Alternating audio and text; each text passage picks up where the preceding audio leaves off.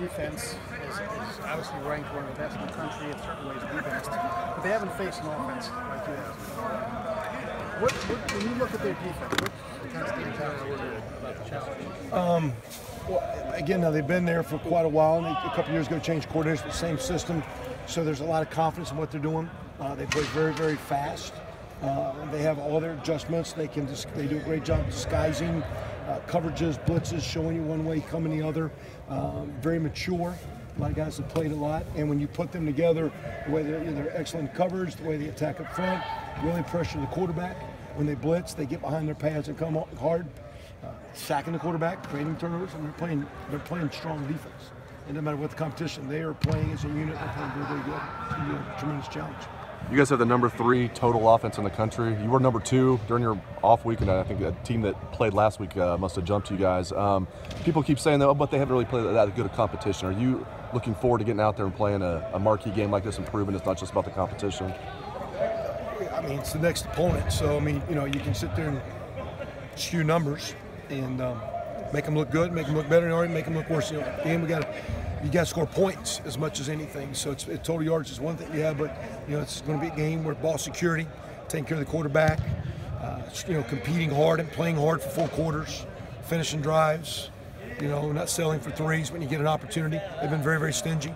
I think they scored them in the first quarter. They've been scored on very minimally. So our competition, that's who the schedule is. Here's the next one. They're a great team. Everybody knew it before the season. Here it is. And we're going to put together a great plan. We've had great practices. As we move forward in the week, we'll put it together and play well. It's going to be a great challenge. And I know balance is important to you guys. Coach Meyer talks about that. You talk about that. And you guys have been balanced. I think you ranked top 20 in both rushing and passing in the country. Are you happy with the balance so far, Kevin? Yeah, and again, as you get now, as the weather changes and you play these great teams down the stretch, is when you really see if you have balance. Because to me, it's not about numbers and 50-50 or equal yards, but when you get in, to go on the road at Nebraska a couple weeks ago, it was very, very windy. Yeah. And still execute the passing game was a great sign, because I think we had shown maybe in previous times that maybe we didn't execute that well. We're outside today practicing for a reason. Because, of the elements. Matter of fact, I was kind of hoping it was going to even rain a little bit, and the rain blew out of here. So, it's nice. But what if the elements are such you can't execute the passing game, where you still got to move the football? And you can say, well, they're loading the box. Well, it don't matter. Balance is when you have to run, you can run. And if you have to throw, you can throw, because in the game you have to find ways to score points. So that to me is the balance deal. Is now down the stretch, opponents and weather, can you execute run and pass? That's what balance is. The weather is supposed to be bad on Saturday. It's supposed to rain and it's Big Ten football weather. Yeah, but you haven't had that this year. You said you've been doing that kind of stuff. I mean, how prepared are you to play in those kind of elements? Yeah, we anticipated a couple weeks ago. The wind was there 2 weeks ago.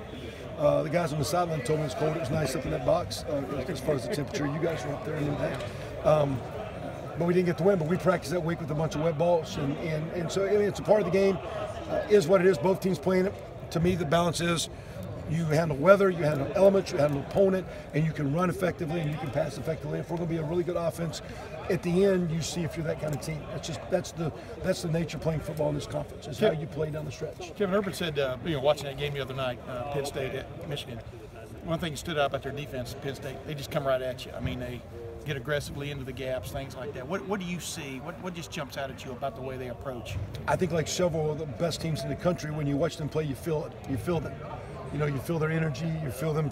Really playing aggressive. And so it's one thing to watch a play and a guy, and they're playing good. But to me, you feel the way they play defense. They're a lot of fun. I think offensively, you can kind of feel us the way we play. So I think it's going to be a great game with a lot of emotion, and guys going after each other, and the ability for both groups. And again, on both sides of the ball, their offense, our defense, same deal. It's a great matchup, and it'll be interesting to see as the game unfolds how guys adjust and coaches adjust, and you're able to keep that momentum as you try to play the game. You talked the other day when we were talking to you about Rashad Berry, and he's kind of coming along and stuff. And can you see like in him, in Gesicki from Penn State, who I know you know about? Can you see their basketball background kind of coming through sometimes with their positioning, things like that? Maybe the way they catch the ball, but what just jumps out at you about that? The way a big guy like that can get downfield and be athletic. We're going to have watched Gesicki for years. You definitely see his ability to high point and the volleyball background I think he has in his background.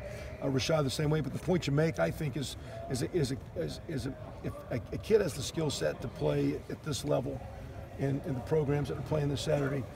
In high school, you'd like to think that kid's good enough that he's going to play multiple sports. And to me, the really good offensive linemen play basketball or wrestle, and you can see them move and run track. So I think in this day and age of specialization, that you go back and look in the NFL, how many guys play a couple sports. So the great athletes are very, very talented, very skilled, and you see basketball skill set. But moving forward, I'd like to keep seeing it. Bugs us in recruiting when I see a tight end not recruiting, not playing basketball. Yeah. And I like it when those guys play multiple sports, and that's a credit to these kids. And yeah, you see their skill set, but I love those kids that play sports. What did I say? One of the ways you became famous was the way you used the tight end at Oklahoma. Used them at. What is the advantage you have if you have a pretty good tight end in college football? I mean, my big line is nobody covers a tight end consistently in college football. But what is the advantage that you have from an offensive standpoint if you have a couple of guys that can catch the ball in that spot? Yeah, I don't know if you say they don't cover him as much as he can be a matchup problem. Right. And the kid you're talking about, like Marcus is really coming on. And you're talking about Rashad, really coming into his own, and the Penn State tight end Gesicki. What you've got is a guy that if they want to put it, because the kid can run so well and cover, you got to put an athlete. Well, now you got to match up problem size. Yeah. You put a big guy who can match up size. A lot of times that guy can't cover. And that's the uniqueness of the kid you're talking about at Oklahoma. If they would go little, you'd do big type things, whether it be running game or passing game. And if they went small, or if they went big, you played the athletic deal. And that's where I appreciate the way Rashad's coming on. I really like the way Marcus Ball's coming on, because those are actually two very skilled athletes. And we got to keep using them. Are you a complete offense if you don't have a tight end that can do that for you? I've said it, and again, my background is a line coach, but as we went to the spread, I've said for years, if the tight end plays well in the spread offense, it balances your team, and you can have the balance that we're talking about. Because if you don't have a tight end, you're either throwing it too much or you're running the quarterback too much. Because the tight end can handle some of those gaps and take the run threat of the. I mean, you have to run the quarterback all the time. And you watch some of the spread offenses that are option oriented. You see a quarterback with a lot of carries. You see teams that spread out and throw it all over the yard. I really think the really great offenses and upper level teams do both. And I think when you have a true tight end, it makes your offense complete. Hey, Kevin, does Demetrius Knox look any different with a start under his belt, a little less wide-eyed or prepared or anything like that? Does one start make a big difference? Yeah, he's played in the past. I don't know if one start makes it, but he's playing with some confidence. He's practicing well. He's responded, played really well in that game. But it's like we're watching tape of him practice every day, and he's looking like a starter. And so because he played well that game, it's just kind of coming into his own and got some good things going on. But he had a great week of practice leading into that Nebraska game. Carried it last week. He has practiced well this week, and I'm very, very pleased and praised. He's got a long way to keep coming, but he's playing like a starter, and that's good for our football team.